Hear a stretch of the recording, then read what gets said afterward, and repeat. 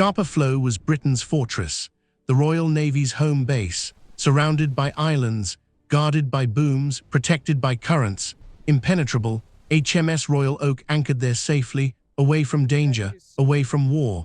At midnight on October 14, 1939, torpedoes struck. U-47 had penetrated the defenses. 835 men died. HMS Royal Oak was a Revenge-class battleship, launched in 1914. Built for World War I, she displaced 33,500 tons fully loaded, armed with 8 15-inch guns in 4 twin turrets, 14 6-inch secondary guns, heavy armor protecting vital areas, belt armor up to 13 inches thick. She was designed for the Grand Fleet, for Jutland-era combat, and she fought at Jutland, May 31, 1916. The greatest naval battle of World War I. Royal Oak was part of the battleship line.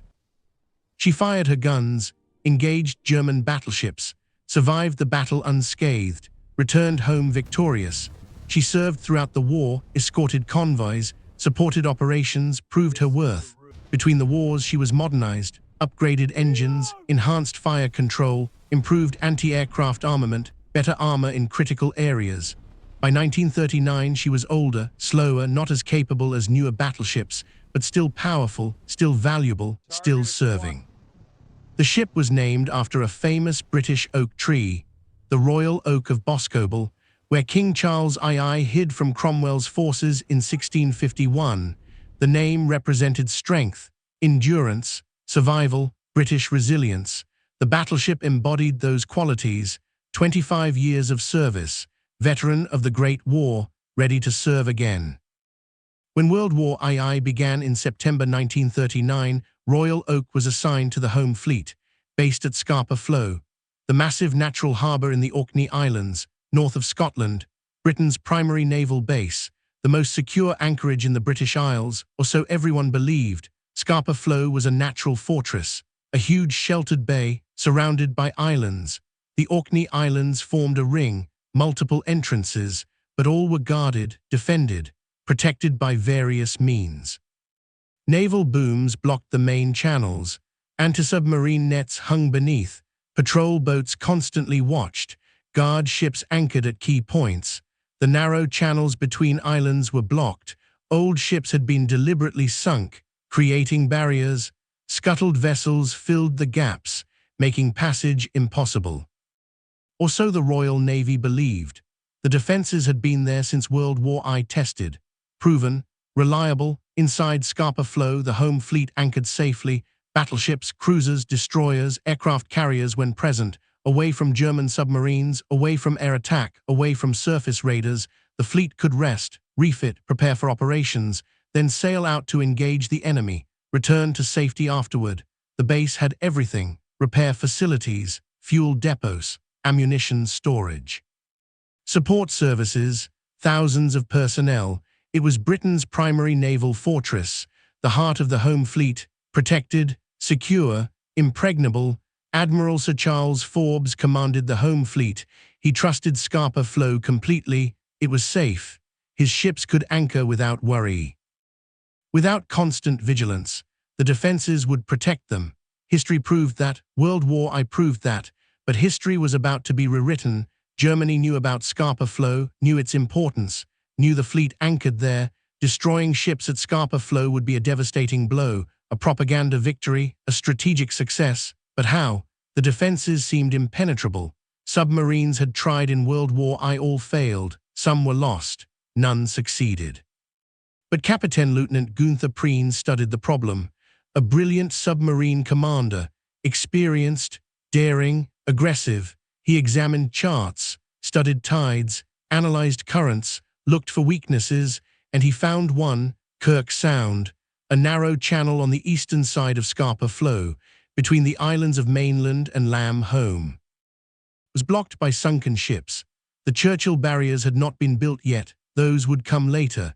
In 1939, only old block ships provided protection, and Preen noticed gaps, small gaps between the sunken ships, perhaps wide enough, perhaps navigable, perhaps penetrable. The tides were critical at slack water. When the tide turned, the current would be minimal. A submarine might slip through, on the surface, at night, in darkness. navigating by landmarks, by charts, by skill.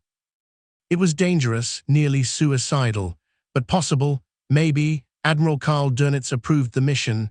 U-47 would attempt it, Prien would command. October 13, 1939. U-47 departed from Kiel, Germany. The crew knew this was special, a secret mission, high risk, high reward. Prien briefed them. They would penetrate Scapa Flow, attack the home fleet, then escape. Simple plan, insane execution, but they trusted Prien, believed in him, would follow him anywhere. The submarine transited submerged during daylight, surfaced at night to recharge batteries, approached the Orkney Islands carefully, slowly. By October 13th evening they were in position, off Kirk Sound, waiting for darkness, waiting for slack tide, waiting for the right moment. At 19:00 hours they surfaced. Full darkness, calm seas, clear night. The northern lights flickered overhead, aurora borealis, beautiful and eerie, providing just enough light to navigate. Prien could see the coastline, the islands, the gaps between blockships. At 23:00 hours the tide turned, slack water, minimal current. This was the moment. Prien ordered ahead slow. You moved toward Kirk Sound on the surface. Diesel engines running quietly, bow pointed at the gap, at the impossible passage. The crew was silent, tense, every man at his post. The submarine entered Kirk Sound, heading into the fortress. The passage was terrifying. The gap was narrow, perhaps 50 meters wide. The current was stronger than expected, not slack, still flowing, pulling the submarine sideways, toward the rocks, toward the blockships. Prien fought the helm, adjusting course constantly. The submarine scraped bottom once. A horrible sound, steel on rock. Everyone froze, waited for alarms. None came. The northern lights illuminated everything. Too much light, too visible. Prien worried they would be spotted. Guard ships would see them. Searchlights would pin them. Guns would fire, but nothing happened. No challenge, no alarm. The defenses were looking outward, not inward. Not expecting a submarine to enter, not believing it possible. You squeezed through the gap, past the blockships, past the barriers, into Scapa Flow, inside the fortress. Prien could not believe it. They had made it, the impossible achieved. Now they were in the heart of the home fleet, among the anchored warships, free to attack. He raised the periscope, scanned the anchorage. Looking for targets, battleships, carriers, cruisers, anything worth a torpedo, but the harbor was mostly empty. Most of the fleet was at sea, on patrol. Only a few ships remained. Disappointment set in. Then he saw her, HMS Royal Oak, a battleship, anchored alone. Perfect target. At 00:58 a.m. on October 14th, Prien fired. 3 torpedoes spread across the target. Range 3,000 meters. Running depth 4 meters. Silent electric torpedoes, G7E type, wakeless, nearly undetectable. They sped toward Royal Oak at 30 knots. Time to impact 3 minutes, but something went wrong. One torpedo struck the battleship, forward near the bow. The explosion was small, muffled, barely noticeable. The other 2 torpedoes missed, ran past the target, struck nothing, lost in the darkness. On Royal Oak, men felt a slight jolt, a small vibration, nothing alarming. Officers investigated, found no damage, no explanation. They decided it was an internal explosion, something in the paint locker, or a minor accident below decks, nothing serious. The crew returned to sleep. Night watch continued.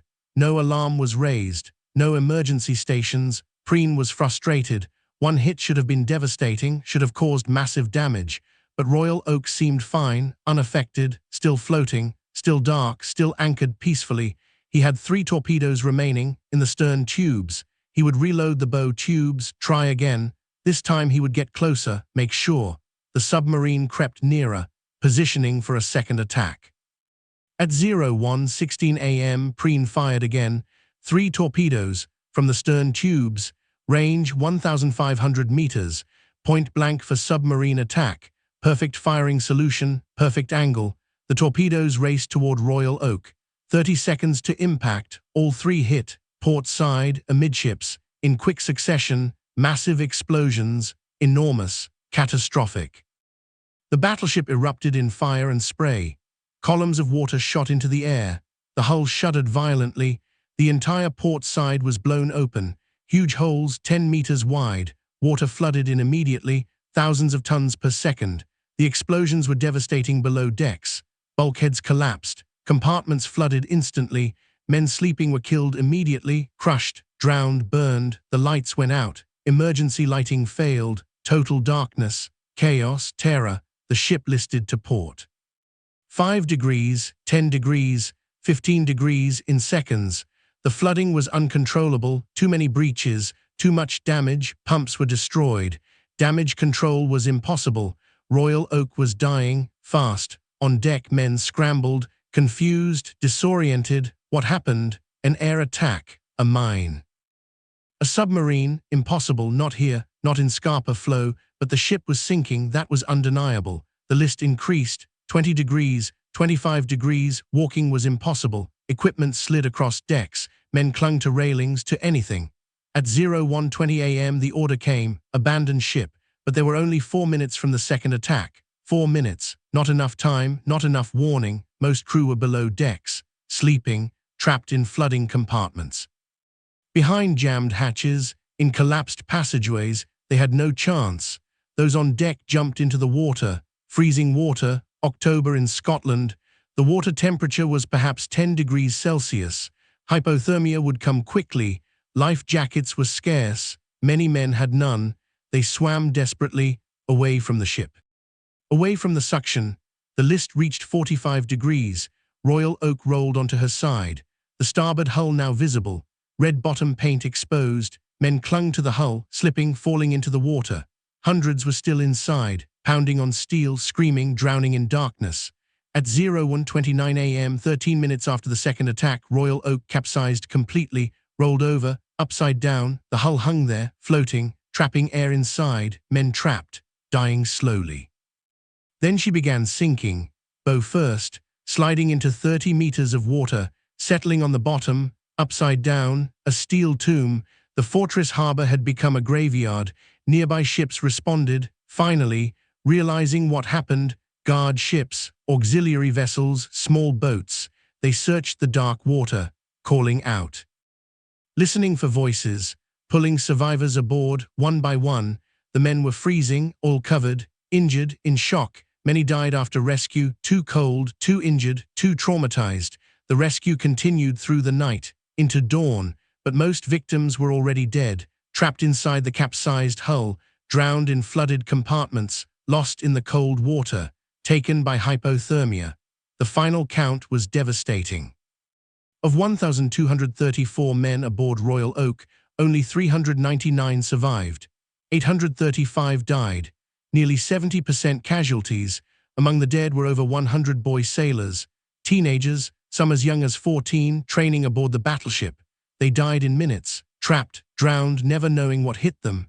Admiral Forbes was shocked, horrified. How did this happen? How did a submarine penetrate Scapa Flow, the fortress? The safe harbor, the impregnable base. It was impossible, but it happened. 835 men were dead, proof enough. You did not wait. After firing the second salvo, Preen immediately turned away, headed for the exit. Kirk Sound, the same narrow passage, now with alarms sounding, ships moving, searchlights sweeping, but U-47 was fast, lucky. The submarine raced through Kirk Sound, scraped rocks again, nearly grounded, but made it through, out into open water. Out of Scapa Flow, free. The return voyage was tense. British forces would be hunting, furious, vengeful. Depth charges dropped randomly, hoping to catch the intruder, but U-47 escaped, reached Germany safely, arrived to a hero's welcome. Preen and his crew were celebrated, national heroes, propaganda victory, the Lion of Scapa Flow. They had penetrated Britain's fortress, sunk a battleship, embarrassed the Royal Navy, proved German superiority. Hitler personally awarded Preen the Knight's Cross. The crew received medals, recognition, fame, but Preen would not survive the war. U-47 was lost in March 1941, depth charged by HMS Wolverine, all hands lost. Britain was humiliated. The Royal Navy's safe harbor was not safe. Scapa Flow was vulnerable. The defenses were inadequate. 835 men died because of complacency, because of overconfidence, Because defenses were not maintained, not improved, not tested, immediate action was taken. The Churchill barriers were constructed, massive concrete causeways blocking all eastern channels, connecting the islands, making penetration impossible. Anti-submarine defenses were upgraded. Booms strengthened, nets improved, patrols increased, guard ships doubled. The barriers took years to build, used thousands of tons of concrete created by Italian prisoners of war. They still stand today. Roads now run across them, connecting the Orkney Islands, a lasting reminder of Royal Oak's loss. The sinking shattered British confidence. The Royal Navy was not invincible. Safe harbors were not safe. The war would be harder, longer, more costly than imagined. The age of submarine warfare had truly begun. No place was safe. No ship was secure, not even in home waters. Royal Oak rests where she sank, in Scapa Flow, upside down, in 30 meters of water, her hull visible from the surface on calm days. The wreck is a war grave, protected by law, designated as a controlled site. No diving without permission, no disturbance allowed. 835 men remain inside, entombed, their final resting place. The Royal Navy maintains the site. Divers perform regular inspections, monitor the hull, check for oil leaks, ensure the grave is respected. Every year on October 14th, a memorial service is held. On the shore nearby, survivors attend until they passed away. Now families come, veterans, sailors. A wreath is placed on the water, above the wreck. Names are read. 835 names, each one remembered, each one honored. The white ensign flies from a buoy above the wreck, always permanently marking the grave, honoring the dead. The irony is devastating. Royal Oak was sent to Scapa Flow for safety, away from danger, away from U-boats, away from war. The fortress harbor would protect her. She could rest, refit, prepare. The crew could sleep peacefully, knowing they were safe, knowing the defenses would protect them. Instead, Scapa Flow became her tomb. The safe harbor became a death trap. The fortress defenses failed. 835 men died in the place they believed was safest, killed in their sleep, in their beds, in their supposed sanctuary. Safe became deadly, protection became vulnerability, fortress became graveyard. The battleship, named for endurance and survival, lasted 3 weeks into World War II, sunk not in battle, not in combat, but at anchor, in home waters, in Britain's most protected harbor. The ultimate irony of war. HMS Royal Oak was safe in Britain's fortress harbor, protected by islands, by booms, by barriers, by history, by confidence. The crew slept peacefully, believing they were secure, away from danger, away from death. At midnight, torpedoes struck. U-47 had infiltrated, penetrated the impenetrable, achieved the impossible. The fortress failed, the protection failed. 835 men died in minutes, in darkness, in cold water, trapped in their ship, in their supposed sanctuary. The sinking proved that nowhere was safe, no harbor too protected, no defense too strong. Submarines had changed warfare, changed the rules, changed everything. Britain learned that lesson in blood, in steel, in 835 lives. Royal Oak rests in Scapa Flow, where she sought safety, where she found death. The fortress harbor became her grave. The safe anchorage became her tomb. Safe in Britain's fortress harbor, dead by midnight. That was Royal Oak's fate. That was her legacy.